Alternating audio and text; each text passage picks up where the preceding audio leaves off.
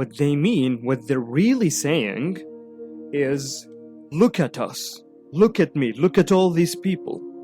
We look the same and you are different. That is what they were saying, right? It is not the phrase that says that. It is. So let's talk a little bit about racism. I am sure these days you have seen the appalling video of the guy, the cop, kneeling on the back of a black person's neck until he died, and that was the cause of his death. So my question is, where does racism come from? Like, what if we were to diagnose it? Why does it exist? Where does it come from? What makes someone racist? Are you a racist? Are you sure? How much? How sure are you that you're not a racist? Well, that raises the question, what exactly is racism, right?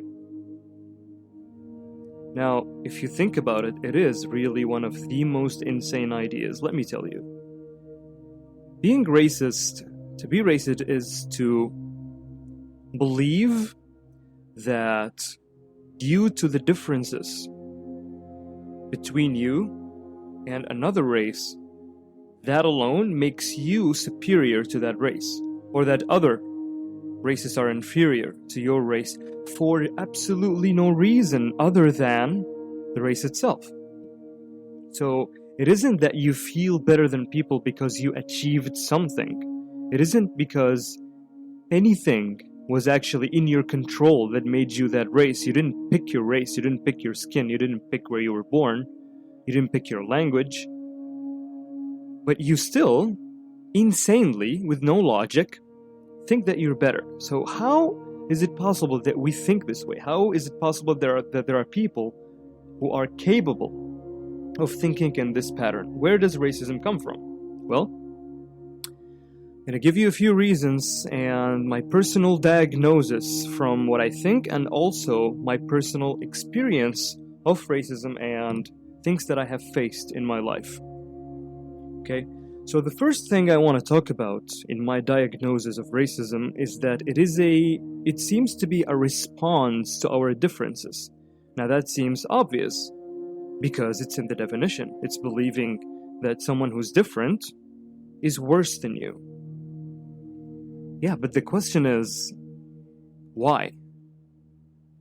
Again, it's insane, it's illogical. So when I was in school, for example, the children in school, I grew up in a school where they're basically not my native country.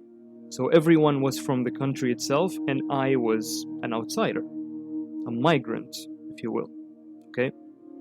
So I remember people trying to direct an insult towards me, and what they say to me is, "Yes, Sudani," just like that, which basically means it's just mentioning where I'm from. That's all it is. It's not even a real insult. They are pointing out where I'm from and saying it in a derogatory way. But it is not a real insult. But you know what? What they mean by it, there's actually a certain something that they mean by it. So it isn't what the word itself means, you know? But they actually mean something else by it. What they mean, what they're really saying is, look at us.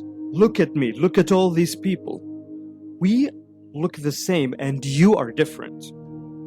That is what they were saying, right? It is not the phrase that says that. It is what they meant, the intention, right? What they're trying to get across to me is that, look at us. We are the same and you are the one who's different. Now, they believe that they are better than me. They believe that they're all the same and I'm different, that they are better than me. And they assume that I also believe that because to them it's a fact, because they are racists. So pointing it out alone, just saying you are from this country, to them is an insult because they believe that I believe what they believe. If that makes any sense. Just like the movie, Captain Phillips, the Somali pirate, says to the guy, he calls him Irish throughout the movie. He calls him Irish. Irish. So, if he was Irish, that's not an insult. You know what I mean? But yeah, basically that's what they were trying to say. What makes them think, and what makes people think that they are superior? Again, why is that? So what if we're different? Why is that a case of comparison, good or bad? Well, let me share with you a recipe, okay? Like a formula. We have differences, that's a fact. Plus, we love ourselves. We tend to, like ourselves. We want to be proud. We want to love ourselves. Okay? Plus, and the third one is, we blame other people for our problems. We have differences. We love ourselves, or we want to be proud of ourselves. And we tend to blame others for our problems. That altogether, I think, is a royal road to things like racism. Now, anything I am saying here is not a justification to racism. Again, I think it is insane and illogical. There is absolutely no logical reason that I can even conceptualize that would justify racism. But I'm just trying to diagnose why racist people may be racists. That's all I'm doing here. Okay? So, again, if you consider this formula, you're gonna see kind of how these differences might put into some people's minds the idea that they may be better. But let's take it further. Let's think about a thought experiment here. Think about two different countries that are going to war, okay? Like an ancient two countries that are going to war. One country is gonna win the war, okay? So, the people that live in the country that won the war, even though they never took part in the war, they didn't do anything, just by belonging to the country that won the war, they feel that they, as a race, because again, the group is the whole country won the war, they think belonging to the winner feels better. And that country will capture slaves and people from the other country who they defeated in the war, and they'll make those people work in that country as slaves. So the people that had nothing to do with the war but feel better because they belong to the winner country, they're going to look at these people and going to call them, slaves or workers. By extension, what happens later in this culture of this winning country is they are going to, for a long time, associate that country with being slaves. So grandkids of this generation will think of those people as slaves, even though that person who is a grandkid of the losing country have never been a slave in his entire life. So this is basically where we assign something that happened, like winning at war, to the race of that country that lost the war. So basically, belonging. We belong to something. Any country has a figure that's done something that they are proud of, and we like to belong to that. And then we compare our great figures, and we say, no, ours is better than these people. And we associate that to our race, which has nothing to do with it.